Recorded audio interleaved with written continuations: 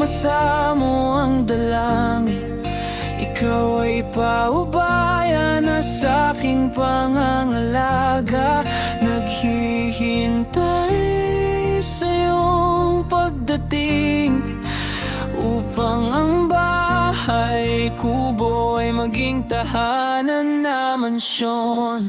Alam ko sa iyong pagdating magkakakulay ang bahay kubong ginuhit ng dalawang nilalang na nagnais masilayan ng maamo mo lambing. Ngayon ika'y naririto sa aking bisig ay payapang lumalaki.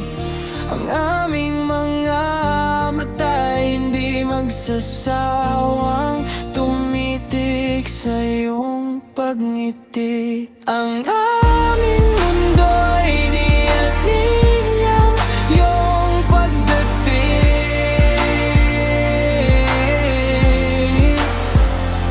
Araw-araw sinusubok kung kami ba'y karapat-dapat sa'yo'y mangalaga. Ngunit aming pinapangako gagawin namin ang aming makakaya